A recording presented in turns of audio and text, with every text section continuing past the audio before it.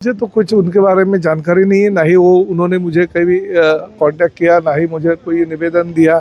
कुछ देखिए, आखिर कौन सा भी मसला हो या कौन सा भी सवाल मीरा भाईंदर शहर का हो, तो लोक प्रतिनिधि के तौर पे हमें तो उसको सामना करना ही पड़ेगा। अगर होता रहेगा और पॉलिटिकल ताकत की वजह से अगर कोई उसका गलत इस्तेमाल करता रहेगा, तो उसके खिलाफ भी हमें भूमिका निभानी पड़ेगी।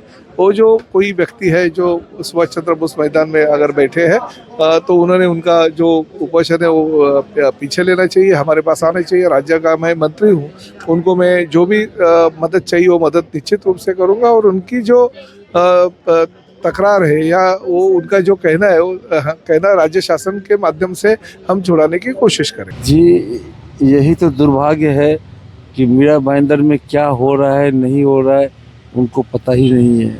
किसी राजनेता को कुछ पता ही नहीं है। एक बंदा आज 4 दिन से करप्शन के लिए लड़ रहा है, वो यहाँ के प्रतिनिधित्व है, और भी एक नेता है जो कि यहाँ के प्रतिनिधित्व है।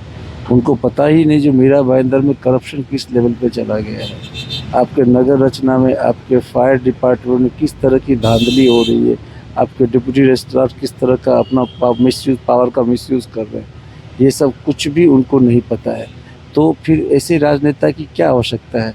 आपको अगर अपने शहर में आप इतने सारे चीज़ें वादे करते हैं, जो हमारे शहर में करप्शन नहीं होगा, हमारे शहर में ये नहीं होगा, कोई गलत काम नहीं होगा, और आपके आँखों के सामने आपके जितने भी ऑफिसर्स हैं वो खुलेआम अपना ये बिज़नेस चला रहे हैं, डेवलपरों को बेनिफिट दे रहे हैं, और आप कहते हैं हमें पता ही नहीं है। तो इससे दुर्भाग्य की बात और क्या हो सकती है?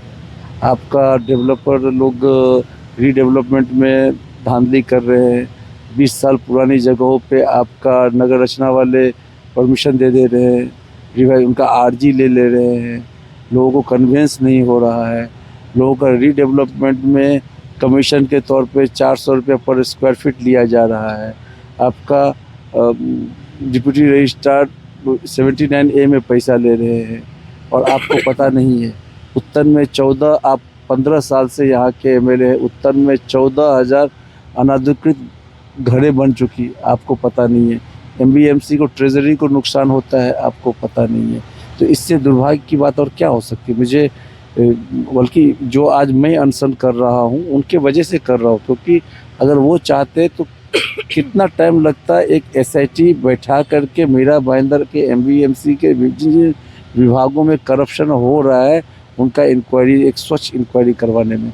वो तो जब चाहे तुरंत करवा सकते हैं, तुरंत दूध का दूध पानी का पानी हो जाएगा। मैं चाहता हूँ अगर वो सच में मीरा भाईंदर का भला चाहते हैं तो उनसे अनुरोध है, वो सच में चाहते हैं जो करप्शन मुक्त मीरा भाईंदर हो, तो उनसे अनुरोध है कि आप एक एसआईटी की मांग कीजिए, और मीरा भाईंदर महानगर पालिका के जैसे नगर रचना विभाग है, फायर डिपार्टमेंट विभाग है, या डिप्टी रजिस्ट्रार का विभाग है, या जो भी विभाग है, उस पर एक स्वच्छ निष्पक्ष एक इन्वेस्टिगेशन हो जाए।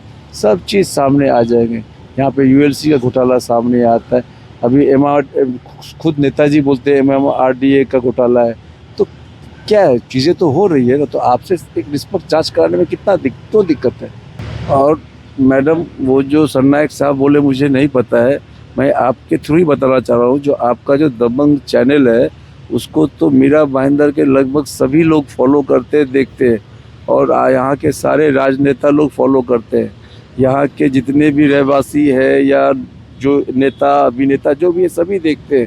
तो ये कहना कि नहीं मालूम है, ये हजम नहीं होती मुझे।